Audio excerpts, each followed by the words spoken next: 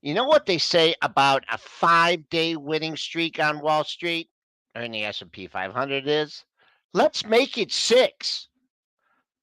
Let's see if Pump Powell has anything to say. His testimony today to rock the boat. We're data dependent. It is a great bull market unless you own Helen of Troy. Whew, we'll talk about that stock. Maybe probably just a one-off in the market. New all-time highs. What could go wrong? We'll find out on today's pre-market prep. Welcome to Benzinga's pre-market prep. This is a volatile puppy here. It's all about execution styles and strategies.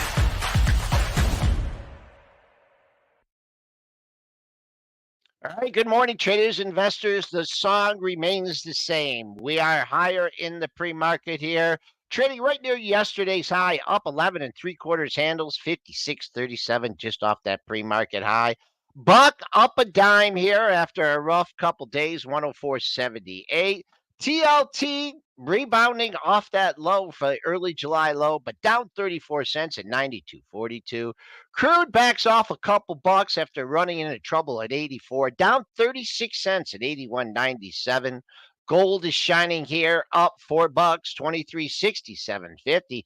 Silver's the champ here, up 42 cents, 1.35%, 31.35. And Bitcoin, two days, it's off that low, but 980 is where we're up, $57,735. We are going to bring some high energy to this show. We're going to start it with the simultaneous bringing in Triple D and AB. How you guys doing this morning? Tired.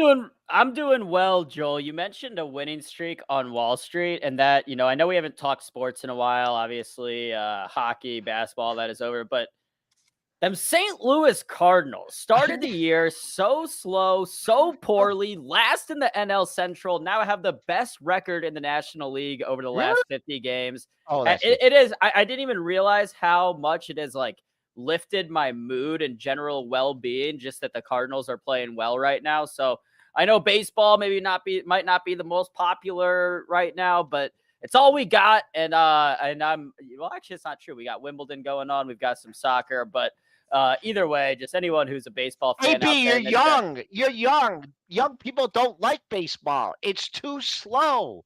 Young people don't like baseball. You're so much out of your element. But anyways, Triple D. AB likes it because you get 162 games a year to gamble on. Oh my God! And yesterday yesterday, wow, the segue.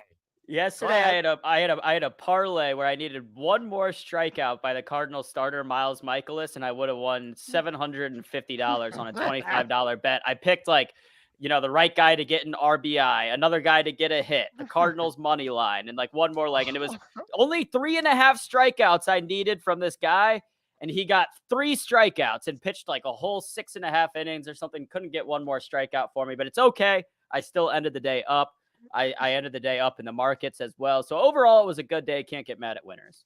Okay. All right. And well, it was a good day for the laggard trade yesterday, because there was a lot of laggards in my long-term portfolio that actually were doing pretty well yesterday. So rotation station here once again. Look no further than Intel. Wow. $30 for 3 months, Joel. We just sat there and we would not go through 30. I don't know who was buying it, but everybody, I guess, was buying it at 30 because they could not get through it. And now it starts to say, okay, well, if we can't go down, we must go up.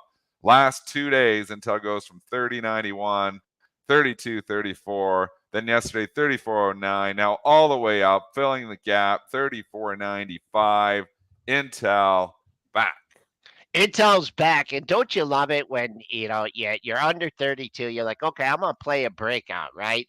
Then the next day you get the gap. Well, there must have been some news on it yesterday because it opened up a stick. Was there news on it or not? Or was it just buying the laggards? I can't remember yesterday's news here, Joel. You're throwing me under the bus here. Sorry. We need today's news. We're at today's news show. Who cares about yesterday's news? Catalyst, Dennis. Catalyst. All right, 35.30 is where you actually fill the true gap. So that's what I'd be looking for. Yesterday, you only got to what? 34.09. So hey, let's ride this pull up or up 95 cents. So it's just a minor gap fill. Sometimes you see a pause in that area, and there was a double top. Ooh, a little bit higher than that before the big gap down for Intel. So Intel, who else played some catch up yesterday in the value tech trade? Solar stocks, we talked about them in the pre-market catching a little bit. Well, that bid continued. Solar Edge, which goes down every single day, decided, nope, it's laggard day and we're going up. Closed the previous day 25.05.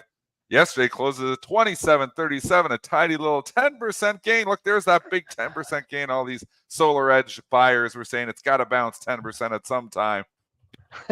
40, 30. Well, it got down $24 to 27. So you're back at 27 if you bought it at 50. Awesome.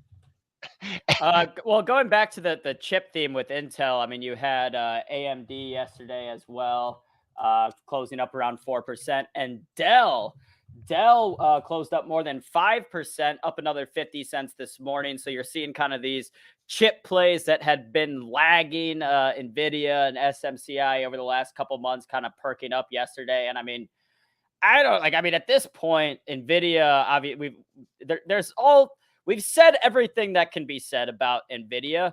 But the Dell trade and the Intel trade, stuff like that is still very attractive to me. I'm not saying like, oh, these are, screaming buys and go all in on them. But I think like they're set up nice, and you have the whole Intel is bringing manufacturing plants back to the United States, getting all this money from the government.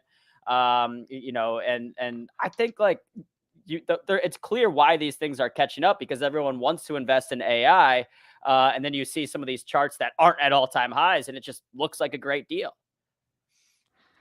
There's definitely some, plays, and we talked about HPQ being a potential catch-up trade as well. I think I kind of like that one still. We've talked about HPE, which obviously isn't PCs, but it's the other business that spun off from the PC business. And then there's Dell as well. I mean, the valuations aren't crazy on these things. And yes, if everybody's going to get an AI PC, maybe there's going to be an upgrade cycle. I think HPQ is a lot cheaper than Dell, but Dell's got the AI thing name going for it here. Michael Dell had the golf ball and stuff, with NVIDIA on the back of it. So I'm still along my Dell. I think it's put in a pretty good base here around the 138 to 140 level. Can it get out of here? Can it get above the 160? It tried there about 2 weeks ago and then came all the way back down. So it needs to get away from this 140 level, which has been like a magnet. You know who hasn't participated? Who? Talk about old school tech here. Who? Well, Cisco Kid. Yeah, Cisco Kid's been just a bummer. It just doesn't seem to want to do anything. Yeah, it's been just a terrible stock for 24 years here now. This has been just a terrible stock. 24 years ago, stock was 80. 24 years later, it's 46. After the best tech bull run we've ever seen, investing in Cisco was just a bad idea. Yeah. But went down. I mean, found some support yesterday. Looks like you took back a half of the move, but man, you got if you're trading Cisco today or the next few days, you want to clear it.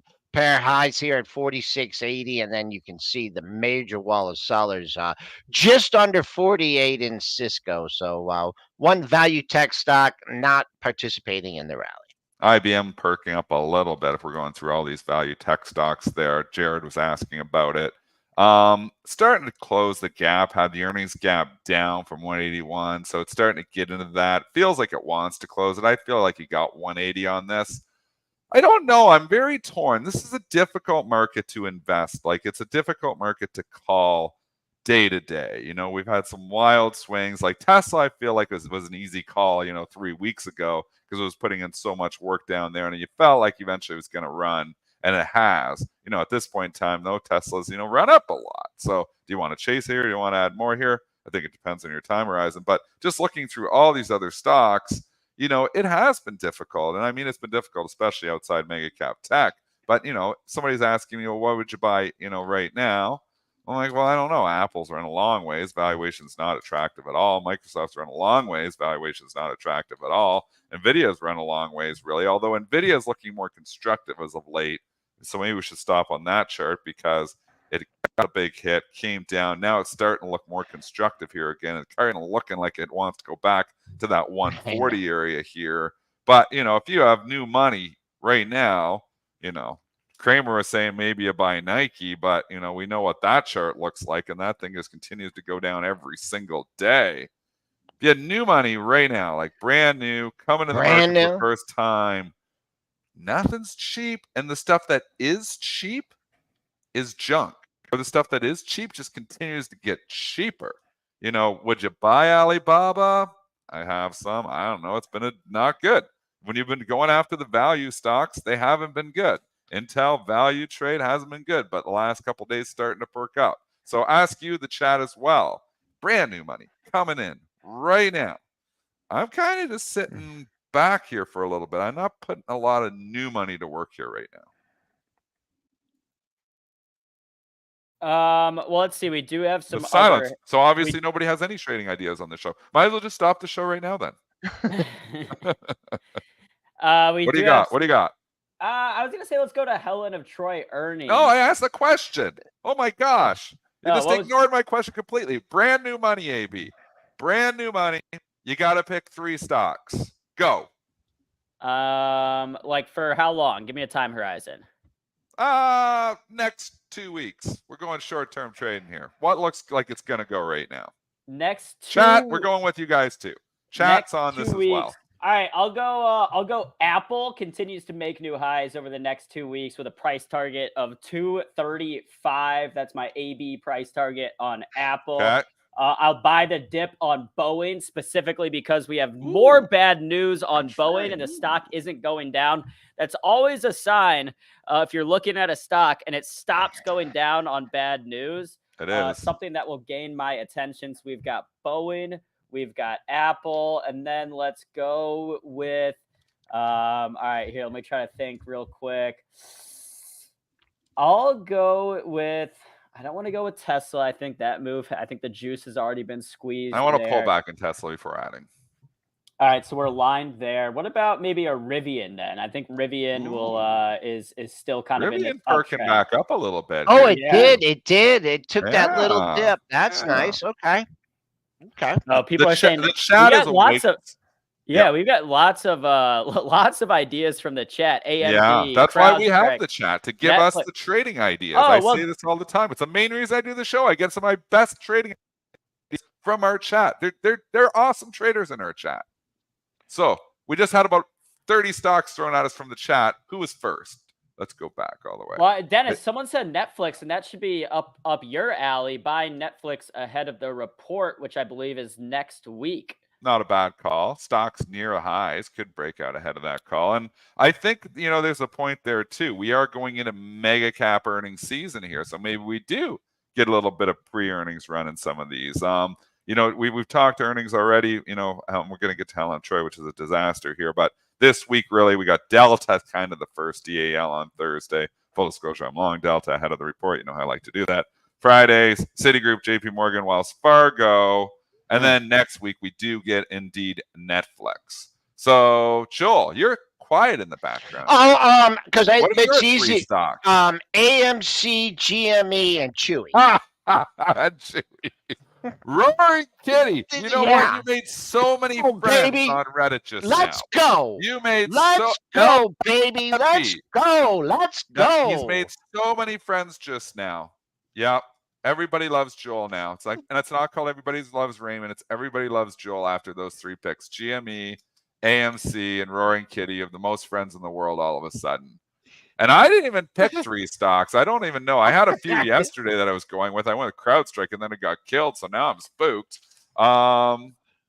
What am I going to go with? Oh man. Okay. I'm gonna have to come back to me. I don't even think I have 3 stocks. Cash, and more cash. I'm joking, Yucha. I'm joking. No, I'm serious.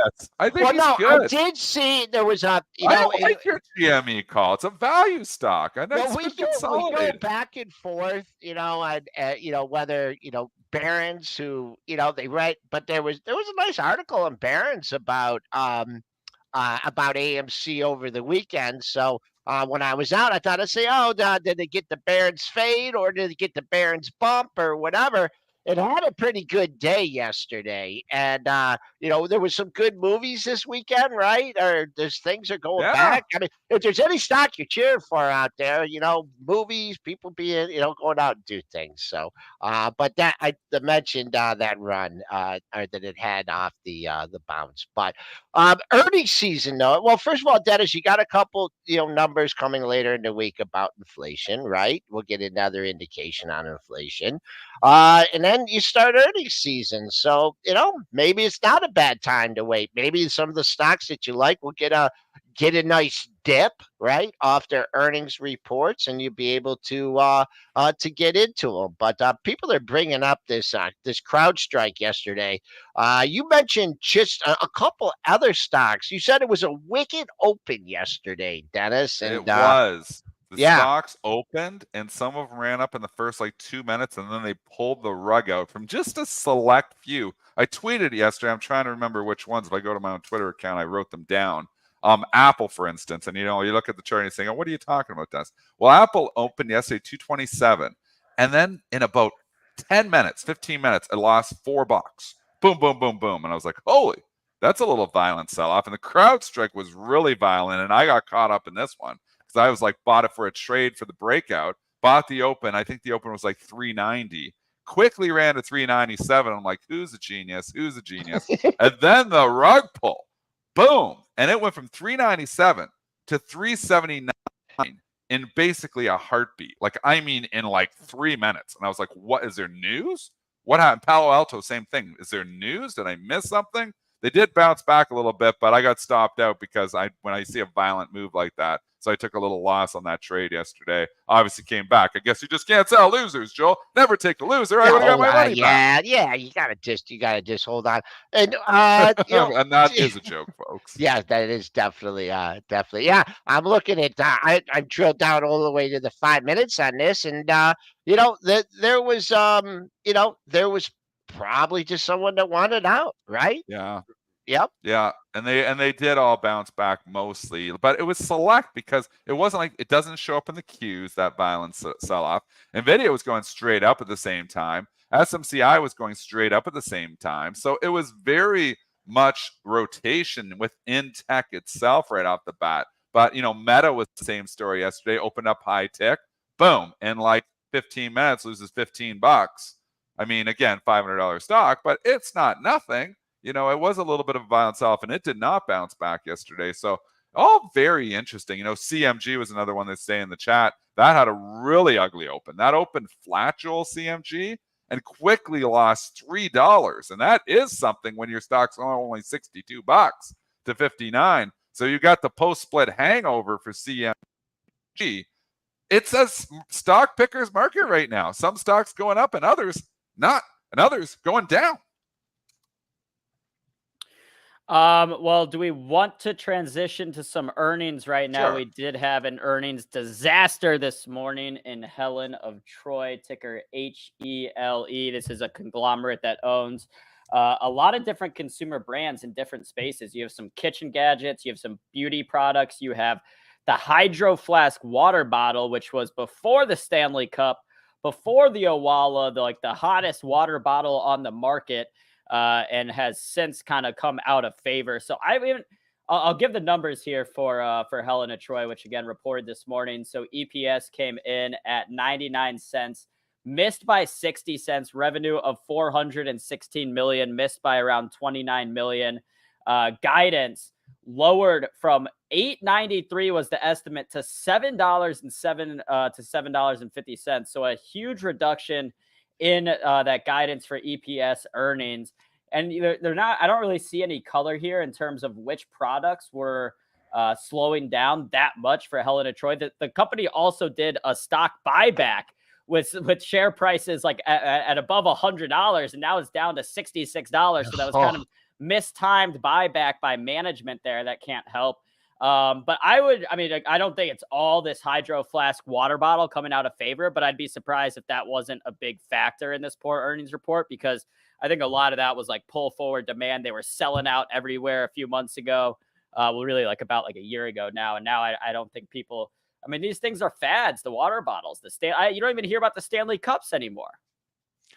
I think they've applied for a ticker change as well here. I believe that Yes, they're going to drop the E and they replace it put with an an L. extra L, meaning HELL, because that is exactly what Helen of Troy has put his shareholders in hell. Holy, what a disaster. Value trap central. Oh, it's 10 times. How do you go wrong? You go wrong when these 10 timers lower guidance and then they go down to 9 times or 8 times earnings, and that gets pretty ugly here. So just a disaster. This stock was a $250 stock 3 years ago. It's now a $66 stock. You got to go out so far to even get down to these levels here. Value stocks just have not worked. They continue. Again, see Nike, see all these other ones. If Yeah, I was they just hearing lower that. guidance just a little bit, these value stocks really implode. I Yeah, don't know what turns this story around here at Helen of Troy, but man, that is an ugly chart. yeah. The question is, to get Nike'd or not get Nike'd here, right? Because it had the big gap down off the I earnings, a think little Nike got pop. Helened. Yeah, there you go, man. But I'm looking at this. It just pulled it up because I was looking at some of the biggest losers, and you got to go back all the way to 2015 here when the stock bottomed at 61.91. You got a nice bounce off the pre-market low 63.50. You're $4 above that. I would, being down this much and not going to be shorting in the hole, if you're looking to bring this look at long term here, look at that $62, $63 area over the next couple days. Don't know if you're going to get a shot off it today, but see if it comes down there. That is actually, there was a couple months of lows into that entire area, but just going off Nike here, I mean, this one really substantially lowered guidance. I mean, they really, really chopped it. Like, I believe from 893 down to 7 to 750. So the market is accounting for it, and I mean, it's got to be more than that water bottle thing. Aaron, was there anything else that they released in Well, that's that? what I'm saying is they have so many brands, and I didn't see any color or anything from the conference call. I don't even know if the call has started yet. That's about speaking of like talking to which products are not selling or which parts of the business aren't doing well. But just here I can pull up the actual It brands they looks like have. all parts of the business aren't doing well. Yeah, I mean, it's an interesting company or like conglomerate because, like I said, they're all in different spaces. Really, let me pull this up real quick so we can look at it on the as a team here. So our brands, you have Home and Outdoor, Hydro Flask, that's the water bottle I mentioned, Osprey, Beauty and Wellness, Bedhead, Dry Bar, Curlsmith, Vicks Vapor Rub, Honeywell products, some kitchen products, Pure, which is a water filter that is like a Brita filter. I mean, they're all over the place here. So, and I don't know. I don't necessarily love that. It's like a portfolio where you're too diversified and you're holding on to some losers. They're clearly holding on to some Diversifying losers. a lot of crap there too. Like, let's go expensive water bottles. I bought a Vicks vaporizer once and it like couldn't even work at all. It like failed. It was like all dirty. The water was just terrible. I bought the other brand and it was way better. So I don't know. I've had some bad experience with some Vicks products there. So, oh Troy, sorry, I'm not buying the dip. Next. I see some people in the chat talking about Nike, and I know we've mentioned it today, but why don't we pull up Nike's chart? We did have some news there. Nike is bringing back a retired executive to try to help boost sales. And, I mean, I don't know what.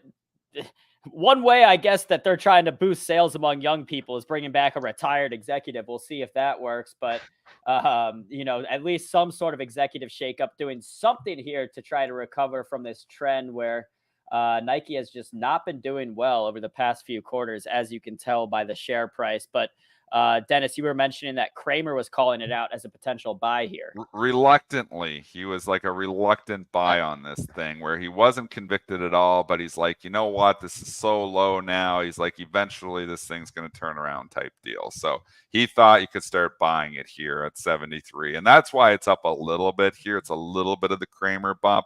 Can he kickstart this and take this out of the breakdown that it is currently in? I mean, even breaking down from yesterday, I'm not sure. I tried to trade Nike just a little bit yesterday, and I got killed on the long side. So definitely don't be. That thing just started breaking down, and it could not stop breaking down yesterday. I can't bring myself to come in and say this is the turnaround story. And to the chat's point, the valuation isn't even cheap. I think it's 18 or 19 times earnings still. So it's not like it's like 6 times earnings or 7 times earnings, and you're like, this is just a no-brainer.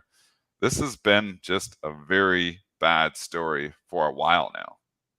How about the gym shoe indicator? I mean, I've been talking about this for months. I mean, all you see is that these on hold. I mean, this has had a little bit of a pullback competition. too. Yeah, that's it. That's more the thing. Nail on the head. Yep, there it is right there. I mean, ON has pulled back a little bit, but just you just everywhere you look, I mean, people are switching, and there's just not. And also also you think about who's their star athlete right now? Like, they had the Jordan, right? Well, Jordan's like what, over 50 years old here. Tiger Woods, right? They who they who's their name? I mean, they still got a lot of people. Like who? Like if you say Nike and you say, oh yeah, I mean, you see their logo everywhere, but like who? Jordan, Tiger Woods. They don't got come that. on, that's they like don't got that. I'm with you, 100%. LeBron James. Ever heard of him? I mean, you got a lot of these. They're not. It's not Tiger Woods. That's not Michael Jordan. That's the truth. To some people, it is, but to some people. But you know what the difference is? When you say Tiger Woods to anybody in the entire living world, they know who that is. When you say Michael Jordan to anybody in the entire living world, they know who that is. You get specific fans of sports, they know these other ones, but they don't have that name. I'm with Joel here too. Caitlin Clark. That's not Tiger Woods or Michael Jordan either. Sorry, it's not. Yeah, I mean, so Nike still has some athletes, but yeah, I mean, to your point, there's not Tiger or Michael Jordan here. Well, actually, I mean, they still do have Michael Jordan. I mean, the Jordan segment of Nike is still one of its most profitable segments for Nike. So, I mean, it'll be interesting. I think Nike is one of those brands that will still be around 10, 20 years from now. It's still going to be around, but I mean, the thing that, you made that Lululemon argument a while ago, it's still going to be around, right? And they get pops, but that's not a good enough investing thesis. They need a new slogan. They need it like Bo knows, right? Or just do it. Bo Jackson. There was so many of those. Bo Jackson. Think about that. You're right, Joel. Like, that's where you go to. And the competition coming. They've lost their way. Nike has lost their way, and the stock performance reflects that losing of the way. And if you don't innovate and you don't change and you don't find and sign the superstars to that matter there, other companies will eat your lunch. And that is what has happened to Nike. Their lunch is getting eaten by so many other competitors. It's not even just one. It's like there's so many other competitors. So maybe this is going to be a turnaround story. Maybe they're going to figure it out. And yeah, there's probably a buying opportunity here somewhere. But we have learned in the last year that trying to be the hero and buying the stocks when they're going straight down is a good way to lose money.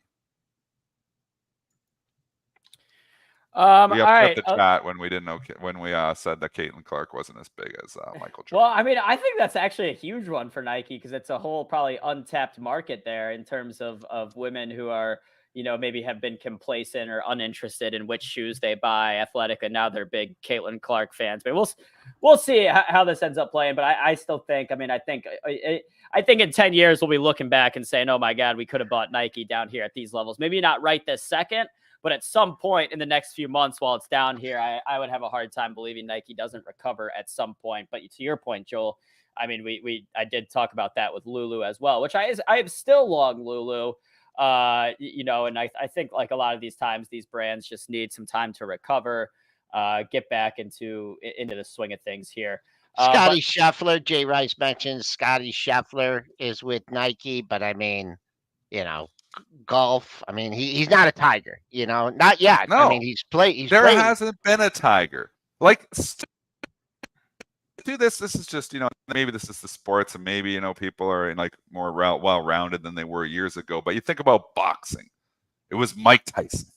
It was the name. I mean, Boxing is hurting so much. They're trying to bring the Tyson name back just to get it going again here. They've never found anything. Back in the day, WWF was Hulk Hogan. You know, you had Wayne Gretzky in hockey and Michael Jordan in basketball.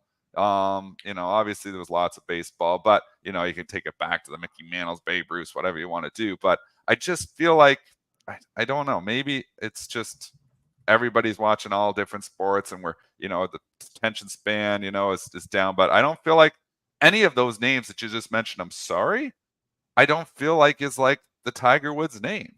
I don't feel like it. I don't feel like there's been a golfer to Tiger Woods' name since Tiger Woods. Like, he was so dominant in his prime. I mean, who dominated more than Tiger Woods in those 5 to 6 years? He just came in and you just knew he was always going to be top of the leaderboard or very close to top of the leaderboard in all those tournaments. You know, yeah, there's one person wins a tournament here, wins a tournament here, but nobody's dominated like Tiger Woods. All right. My opinion. I may be wrong. No, I mean, I think that's a fair point that, like, you know, you don't have that influence anymore in terms of a huge athlete for Nike. But again, I mean, like, they still got some good ones out there. So, I mean, whether it's LeBron, Caitlin Clark, whoever you want to talk about. Let's move on, though, from Nike and go to another beaten down stock, and that will be Boeing, ticker BA, which we talked about it yesterday after the company agreed to a plea deal regarding a couple of its 737 crashes back in 2018 and 2019. And the stock didn't really move down on the plea deal. And then we got another headline that yet again, a landing gear wheel fell off of a plane on a flight from Los Angeles yesterday, which is the same issue that really prompted a lot of these investigations after the door blowout. Because, you know, if we go back and look at the timeline, the door blew out on an Alaska Airlines flight. And then within the same month, a landing gear wheel fell off. And then the FAA was like, all right, what's going on here? We got to look into this. Now this happened again yesterday, and the stock's not trading down. And that's what I talked about earlier when we were talking about which 3 stocks we want to pick. Whenever you have a stock that stops going down on bad news, that's typically a good sign. Wow. I'm not saying again, like, oh my God, Boeing is I'm putting all my money behind it here. But it does make me perk up my ears a little bit when you have Boeing refusing to move lower on some clearly not great. Well, I'd say I wonder what time that happened. I wonder what time that was reported yesterday. Holy mackerel. No, I'm joking. It was like at 11 o'clock or just after 11 o'clock, the 11:30 by here. But I'll say a couple things. You made a good point about, you know, not going down on bad news. Well, it didn't recover. You got a great level. You got 2 great levels here in Boeing. If you want to be a Boeing investor here, you got triple bottom at the 182.50 area. Look how it came down almost $10, and then it found support in those $2 areas, 82.50 area. Now you got to bounce, and if this thing, I don't care what happens with the planes. If this can establish a 190 bid here, we've been in a trading range since April. With a majority of the trading range be between 170 and 190. This thing gets above 190, holds 190. And you know, when Boeing starts its marches and gets going in one direction, it's hard to stop it. So consolidation for a long time, perking up. Let's see if we get a 190 bid here in Boeing. And that's what I was saying exactly yesterday when you're gone. You want to get this above 190, 195, and then it starts to get interesting here. I don't be a hero here and try to like call when it's going to turn. It is a good sign that it isn't going down on bad news. I mean, the tire fell off 6 months ago and the stock's down 10%, or 5%. So it is a good sign that we're just now used to Boeing, you know, losing parts of their planes in the air. I don't know if that's a great sign for the traveler, but it's a good sign for the stock. The stock's obviously responding okay. All right. Well, it is 8:34 a.m. Eastern. Time to bring on our special guest of the day. Today, we've got J.R. Romero from T3 hanging out backstage. I've seen him patiently wait in the past few minutes. I'm sure he's got thoughts on some of these stocks we've been talking about. So without further ado, let's go ahead and bring J.R. on Benzinga's Pre-Market Prep.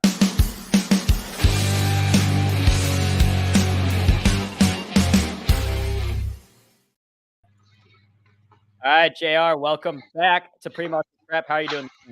Hey, team, what's going on? Not a whole lot. What have you been trading? What's been top of mind for you? I'll tell you one thing. Every time I travel now, I check whether it's a Boeing or an Airbus. Never have I been a. I don't check. I've become an avionics and aeronautics specialist at this point. It makes me very nervous that things keep falling off of planes, but I guess that's another story. Can you pick your plane? Like I've never tried. Can you actually pick your plane when you're buying your tickets? Like, do they tell you what plane you're flying on when you're buying your tickets? You know what? I'm sure that's going to become the next surcharge after using the bathroom.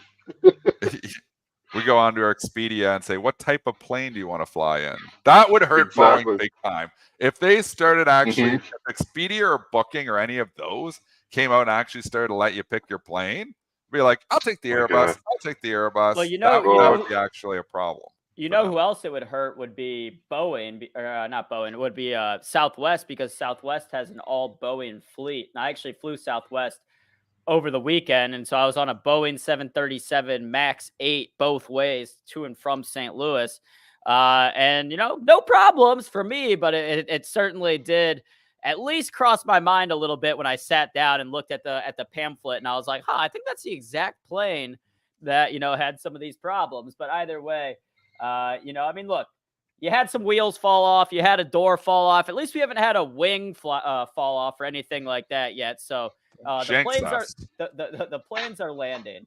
Knock on wood. Yeah, knock on wood. So JR, any momentum indicators? Let's talk about some indicators for a second.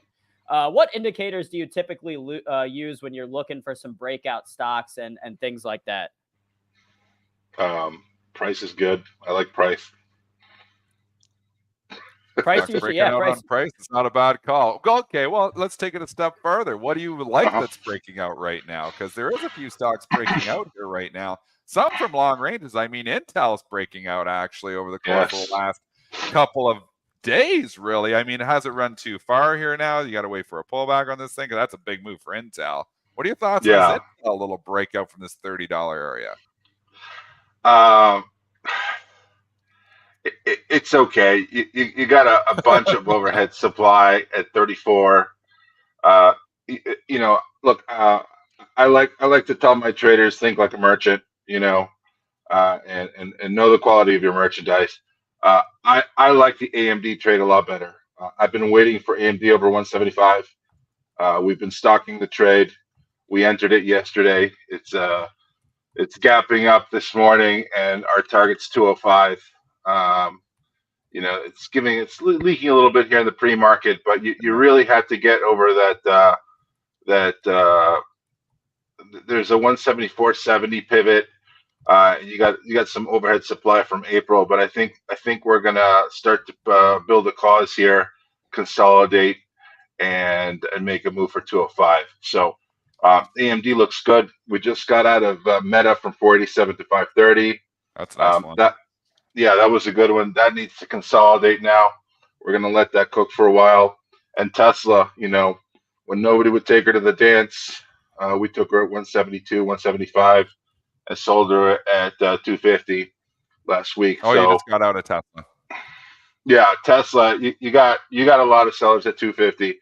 Tesla is one of those stocks where it makes a dramatic move and then goes into a sort of a coma for a couple of weeks. Yeah. And the latecomers just get chopped up, and we've been there, done that, gotten the T-shirt. So I'm going to let that consolidate. I think we're going to let that consolidate. I think 300 may be in the cards. But Tesla's one of those. Needs to do some work at 250. Tesla is all things to all people. To some people it's a car company. To some people it's a technology company. It'll rally on car sales news, but the same people who'll tell you, well, Tesla is a robotics and an artificial intelligence company, will point out their amazing car sales as the catalyst. So, I think there's still a lot of confusion as to what it is. In my opinion, the robotics and robotaxi is the real gem in Tesla, and I think it's been overlooked, which is why I think Tesla will soar past 300 in relatively short order. JR, I just want to go back to that Intel trade because you talked about, the breakout or not Intel, excuse me, the AMD trade Yeah. breaking out that you gave a 205 price target. Now, I mean I'm looking at this on a risk reward ratio here. You're looking for, a big gain long term here. The question is now when you're managing this trade, I mean, to make 30 point, 25, 30 points in here. Talk about your risk management on the downside.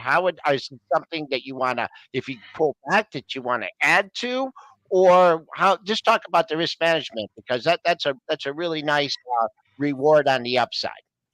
Yeah, we're talking about indicators. If you anchor, I don't know if you guys like anchored VWAP, but I'm a big fan of Mr. Shannon, Brian Shannon, and that is one indicator that's actually really helpful in this particular scenario because it's a basically dollar cost averaging and momentum indicator. And if you actually tag the high on the 8th of March as an anchor, you will see that now you broke out with volume and you pinched above that anchor. So if you use your VWAP anchor and the 172.25 handle, you have a really nice area as a sort of red line in the sand with a beautiful upside target.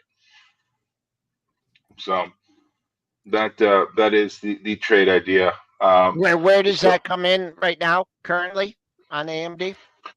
Well, it's going to change obviously, but currently you're at around 172.80 on the anchor. So you have a pretty decent risk to reward if you accumulated it yesterday between 175 176.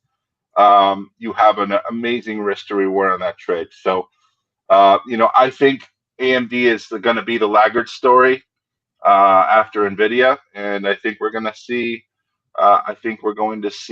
the move to 205. If you just look at the price action, you have a bit of an ABCD type of move already from the pivot low on May 2nd to the pivot high yesterday. If you look at the daily chart, it's not the prettiest, but if you look at the daily, you will see that you're kind of already forming a trending channel higher. So I expect AMD to continue higher here to 205. We might base here for 3, 4, 5 days above VWAP, absorb some of the prior sellers from the first week of April 5th, and I think we're going to go. JR, here's a question for you, and this is something that I've struggled with. I've trained 25 years, but when the stock runs, really 15% in basically 3 days, I struggle to chase it. Like it was 156 bucks, and then it goes to 178 in 4 days. That's a big move here. I have always struggled to chase. I want to pull back. I want to dip to get back in. Should sometimes you just close your eyes and actually chase these things because sometimes you don't get the dip. Well, this is a problem. It's a quality control issue. Okay, when you have quality merchandise, okay, there's a certain auction price I'm interested in, and for me that was 175. If you're dealing with a quality stock and a quality setup, I don't care that it's up 10% or 15% from a certain level, because it is a significant and meaningful breakout in a quality name.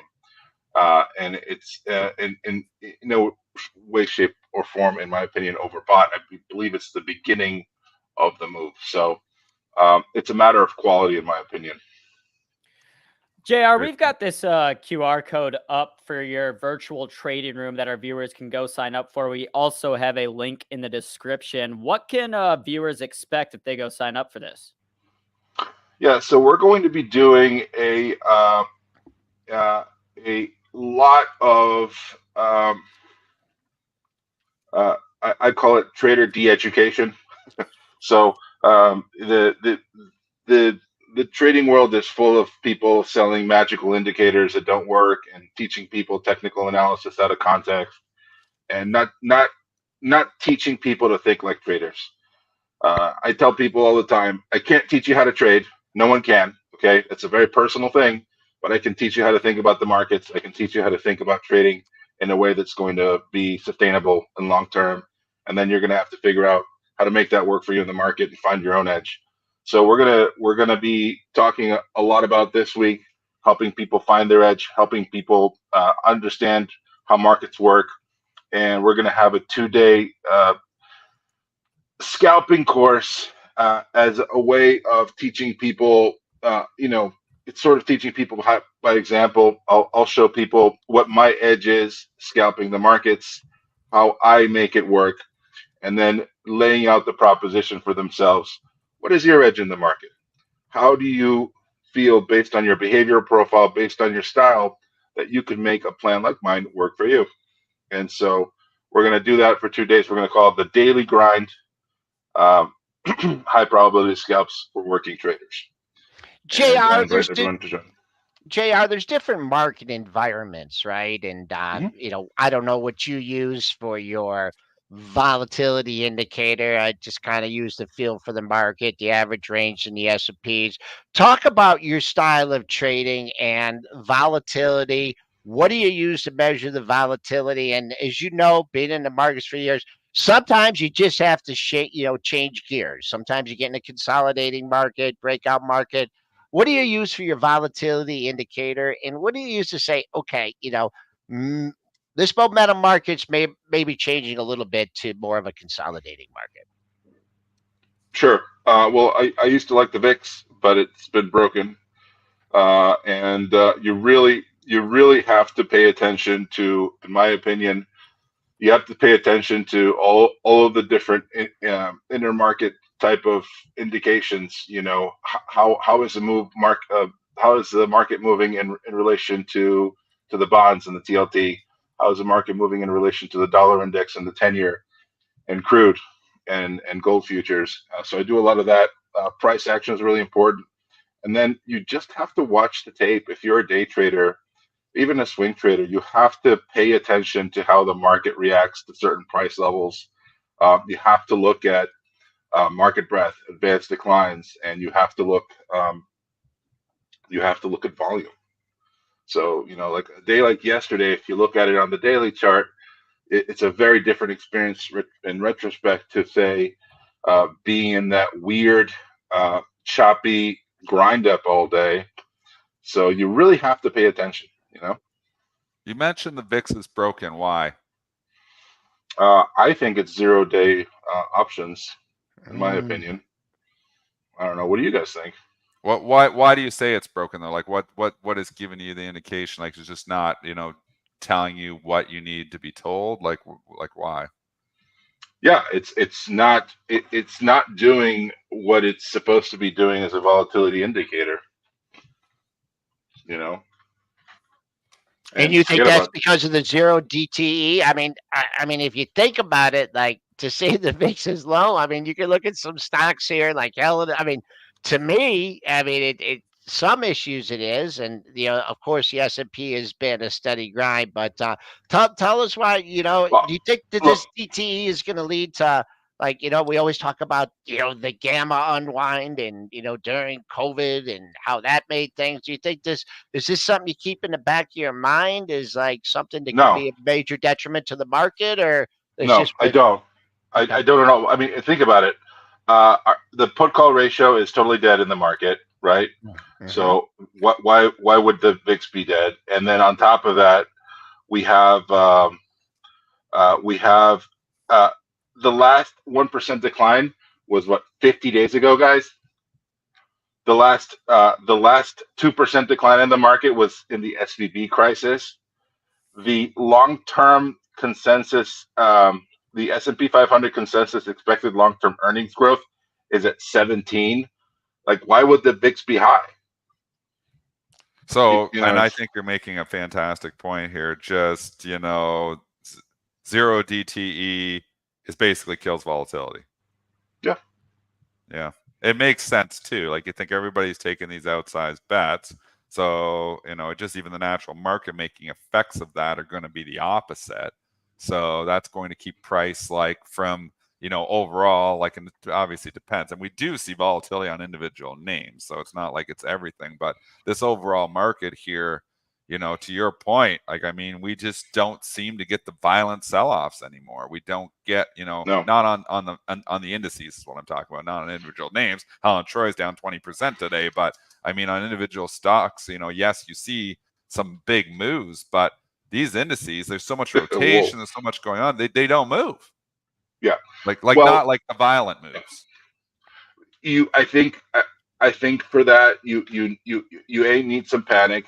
B, you need a strong move in the DXY. If you want, like, for what I watch for in terms of volatility and intraday shifts, the dollar index, okay, that is a fantastic leading indicator for volatility in equities.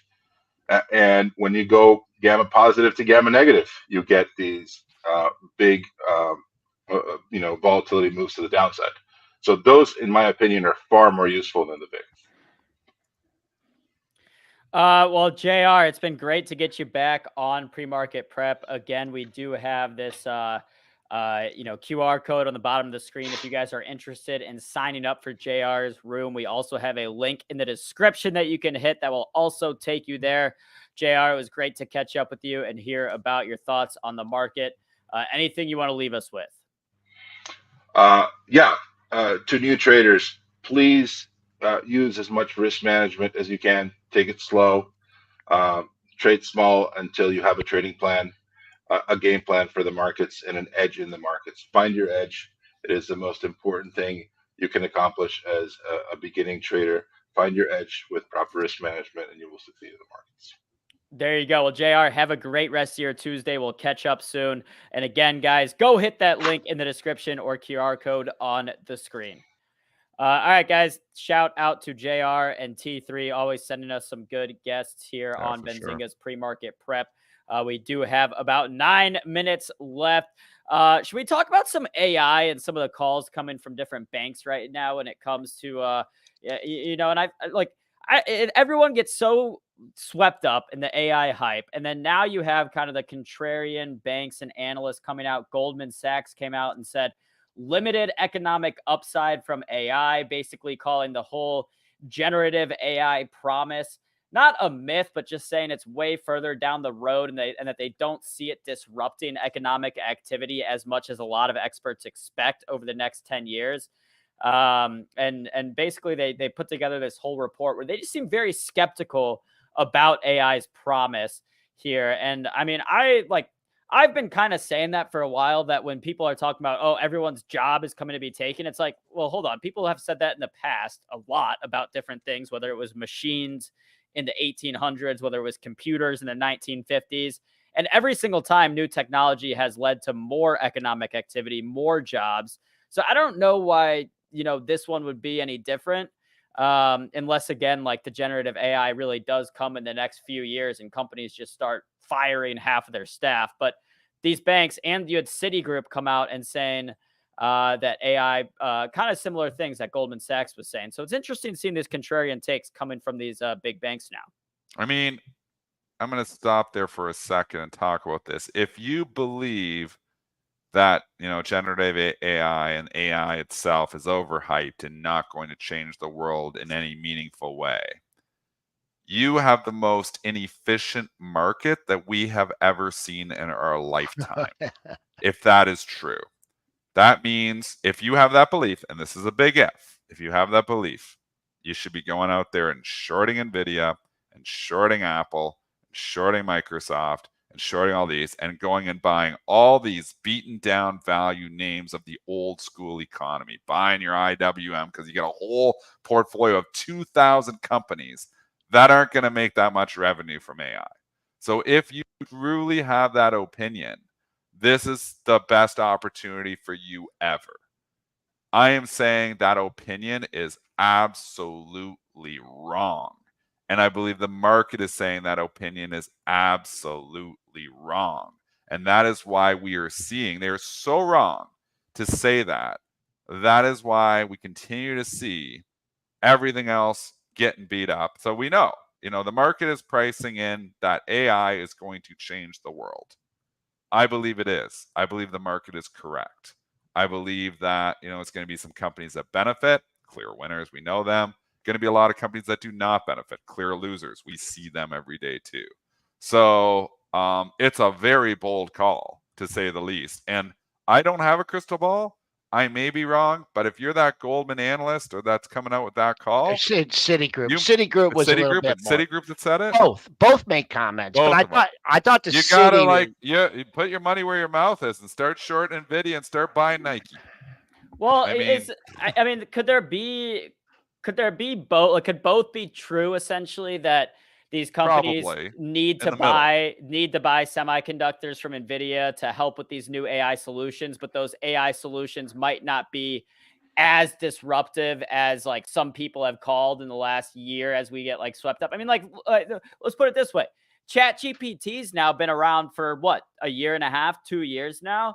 And it's certainly made a lot of jobs easier, helped provide people with, quicker ways to do things, but it hasn't, to me at least, like changed my entire life, So I think there's benefits and there's clear value in a lot of this AI stuff. But I think in here, I'll pull up some of the specific and this quotes here. Okay, I'll bring it up. Okay, so many people attempt to compare AI today to the early days of the internet, but even in its infancy, the internet was a low-cost technology solution that enabled e-commerce to replace costly incumbent solutions. Amazon could sell books at a lower cost than Barnes & Noble, blah, blah, blah. Fast forward 3 decades, Web 2.0 is still providing cheaper solutions that are disrupting more expensive solutions, such as Uber displacing limousine services. While the question of whether AI technology will ever deliver on the promise many people are excited about today is certainly debatable, the less debatable point is that AI technology is exceptionally expensive, and to justify those costs, the technology must be able to solve complex problems, which it isn't designed to do. So, and that's like my point with bringing up ChatGPT is I can use ChatGPT to get me a list of, websites to reach out to for new business with Benzinga, but it's not, ChatGPT is not good enough, at least yet, to then do the next part of the job and do all of it. Like, you can use it for certain parts of the job, but you still got to do it, and you still need humans in that equation. And then there's other quotes in here about just the skepticism from these experts about how much AI will truly be able to disrupt the economy over the next, and I think we're talking about 10 years from now. We apologize for the ads once again. We're having a meeting about this to try to figure out how to stop it. So we're going to get this figured out. Chat's losing their crap because we had an ad right when you were making a fantastic point, AB. This is a very interesting conversation. And it goes to, what are the end products? What do they look like? I think this is the conversation this paper is trying to make and the conversation that you're trying to make. We have ChatGPT as an end product that's being used, but we don't see a lot of end products yet. Like, we don't see like, oh, I'm using AI to do this, I'm using AI to do that. I think those end products are coming. I think Tesla is actually working on the end products potentially more than any other company, with AI, which is why I'm so bullish Tesla. But I think we need to, respect this opinion that if those end products don't start showing up, then, all these companies that have invested in the AI infrastructure have nothing to sell. So, I mean, you've got to have hope that there is other products coming up the pipe that are going to be game changing. So I respect the analyst's opinion. This is the Goldman paper, and it's a good point that they're making. AI needs to give us end products that the consumer is going to use in their day-to-day lives to change their life. We're not seeing those yet. So I'm with you too, AB. We're not seeing those yet. I think they're coming though. And again, I mean, I think you go back to articles written when the internet came out. You go back to articles written when computers first came out. And that was the concern back then. It's the concern now. And I'm not saying it's the exact same, but history often repeats itself or rhymes. And again, I wouldn't be surprised if we're, looking back on this in 10, 15 years and saying, oh my God, remember we were so worried about everyone's job being taken by AI. And instead you might have little certain things that are obsolete with AI. But I don't think, the vast majority of people, at least right in this instant, have to worry about AI coming for their job in the next year or so. There was an article a couple of weeks ago, I forget who was by, maybe New York Times, where they did like testing on ChatGPT. It gives an incorrect answer more than 50% of the time still. So like, this stuff right now is not reliable enough not reliable enough to be, at least replacing most jobs. Again, and we're talking about in the current state, not in, this technology will progress undoubtedly in the next 5 to 10 years. But again, and that's the same argument for Tesla with robo-taxis, and that's why it's not coming this year, because those cars aren't perfect here yet. They got the 99%, but they're definitely batting more than 50%, the cars, but they're still not perfect. That's why it's still driver assistance. So we're not there yet. We will get there though. So I do think we're going to get there, not only with robo-taxis, but with other, I think ChatGPT will get, better and better. The will get rounded. You think about our initial search engine, somebody was saying, where it was very inefficient to search. You had 4 different ones and you kind of get what you're looking for, but then a lot of times you don't. I mean, Google perfected that. So there's always going to be other companies that come in and perfect that. So it's an interesting conversation. But to that analyst point, they are exceptionally expensive. So if you don't believe in the AI changing, you absolutely aren't investing in any of these AI companies at these prices, because these companies have priced in a lot of good news and a lot of AI products. It's been besides like the like we're all trying to speculate about how it's going to help different companies in different ways. So far it's been what's supplying the the AI driven the chips from NVIDIA, or the companies that are providing the power and the grids and stuff like that. So you're going to get you're getting the good earnings right now. If Citigroup or Goldman Sachs got you into the trade with their buy recommendation, and now they're and you're following it, then you can use their queue, you can use different things. But once again, these analysts are trying to look out long term. They're trying to give you a broad perspective on the market. So if you have fantastic profits in something and you want to protect them, then there's ways to do it. But right now, that the earnings, are the companies that are supplying the AI and making. You haven't heard anyone come out and say, whoa, we just beat by 48 cents because our AI driven, our AI product has done that for that. On the contrary, you've had McDonald's shut down something that was AI generated. So, you wait, let's see the companies that are supposed to benefit from this. Give us that news and say, you won't believe what AI is doing for us. I don't know if that's today, tomorrow, next week, or next quarter. We're not there yet. We're not there yet. I mean, I think you just have to look at it from the time perspective. And if you don't think we're getting there, then you're paying way too much for these companies. So right now, by buying NVIDIA or buying, AMD or buying even Microsoft and Apple, you are betting that these products will get there. That is your bet. And we're not there yet. So, I mean, you're paying a lot for those current earnings here. And it's got the AI, it's got the AI hope built into here. I think we're going to get there, and I think these companies are going to go into their valuations because of that. But again, nobody has a crystal ball, so this Goldman analyst makes some pretty darn good points, actually. All right, well, it is 9:02 a.m., 9:03 now coming up on the clock. We're going to wrap up. Tomorrow's guest, actually, Joel, got mentioned on today's show. It did. Yep. So I don't know if anyone from the chat is going to be able to guess that with that hint. That'd be pretty impressive if anyone is. But Joel, it was good to have you back today. We certainly missed you yesterday. And again, guys, we are figuring out what's going on with the ads, having a meeting about it. So do not be worried about that. We will get that resolved. All right, I'm not seeing any guesses in the chat, Joel, so you might as well. Oh, my God, Rob Hood got it. Rob Hood is, oh, man, this guy's a veteran of the show. That's right. Brian Shannon from Alpha Trends. I don't know if he's been on before, but I don't know if he's been on with us. He's been on some Benzinga shows before. So I've been friends with Brian for a long time, and I've talked about it. Got to get you on sometime. I finally reached out, like, look, we got to get you on. People love you. So we're bringing on Brian Shannon. I love you too, Brian. So it'll be excellent to have Brian on finally on PreMarket Prep. All right, well, as always, thank you guys for tuning in to PreMarket Prep this morning. Smash the like if you have not already. We will have live trading starting up after this, so make sure to stay tuned for that. And again, 8 a.m. tomorrow, we'll be bringing Brian Shannon on at 8:35. We'll have a lot to talk about there. We got Powell today, 10 a.m. Eastern. So without further ado, hope everyone enjoys their Tuesday, and we'll see y'all tomorrow morning.